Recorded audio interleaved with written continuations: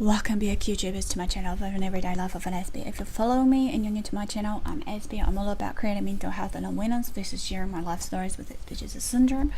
I'm also all about basically creating mental health and awareness versus just sharing some tips and advice, along with also just messages of hope for whatever everyday personal struggles you guys go through.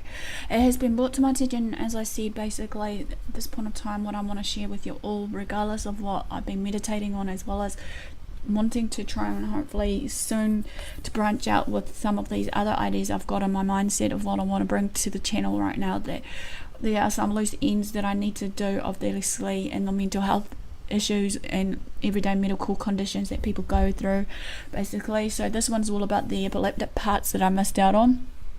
If you haven't been following me right now, what I'm meaning here is it's broken down to two parts: what not to say or do to a person with epilepsy, and this one is what to say and do.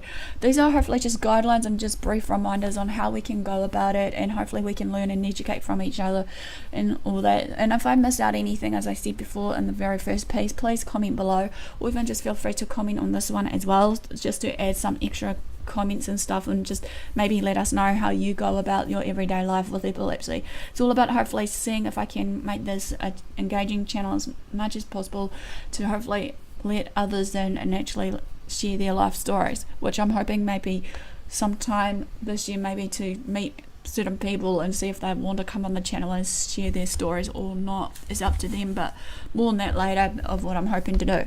But anyway, as you know, thankfully I'm here today to share with you all some of these things, just as a brief reminder, as well as basically each of these responses to what to say or not to say to someone with epilepsy. But this one, as I said, this one's part 2, what to say to someone with epilepsy. As we know, there's a far greater and powerful response that we can do, obviously, in a way of how we can say things in the right way to the person with epilepsy. And sometimes with people with epilepsy, I should say, get the tongue right, that they'll feel forever grateful if we are there as their support and actually know what to say and actually how to act around them. As I said before, they're obviously just normal everyday people, regardless of what they go through of their everyday struggle with this. Like any others, obviously they just want to be accepted, wanted, loved and appreciated, obviously, and just to know that there are people that does actually care. Even though there are some people right now, I've noticed in my circle, that just doesn't give two hoots, but it's fine, it's your guys' thing, forte. But anyway, just a disclaimer, just to bring out there also, is I'm no medical doctor. If you see any warning signs and symptoms of any of these everyday topics I bring out, especially these mental health disorders, feel free to basically seek medical help or second advice or opinion on this, so that you can actually get the right treatment or what have you for yourself or for your loved one. So let's begin this. As I said before, what to say to someone with epilepsy. So number 1, you could say something like this to them of, I'm not sure what to say, but I would just like you to know that I care about them. If you would like to talk about anything, I'm here for you, no pressure. Just when you're ready to talk, I'm here. Number 3, assure them, please let them know if there's anything I can do to help you. Number 4, offer interest in understanding what the person is going through, however, understanding that the person may not want to talk about it anyway, so therefore we just need to bear in mind, as I said before, they may be open enough or not, regardless.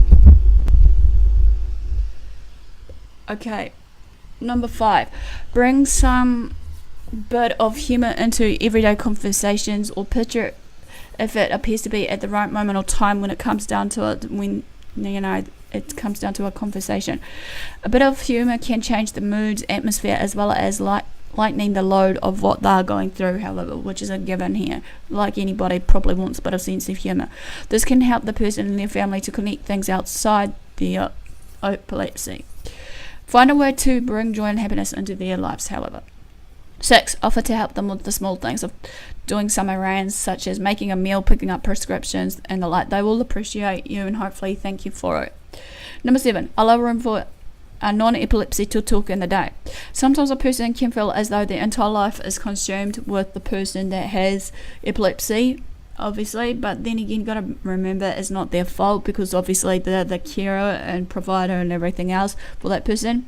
When it happens, or is usually the case, it does feel great to have a distraction, so therefore having outside support or just someone outside that circle to just talk to them.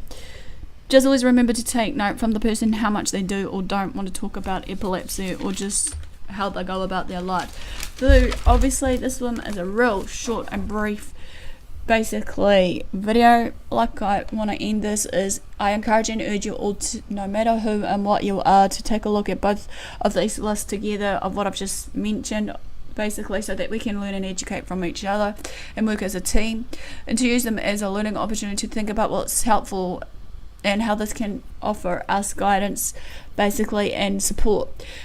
Obviously, like anything else, communication is important. However, basically, even though we know it's a given, regardless what we go through, sometimes it's hard for people to reach out for help, but just be in mind just to be there. Always keep the communication lines open, however, regardless, because obviously, as I said before, epilepsy can be a life-threatening medical condition that can alter everything around them. So basically,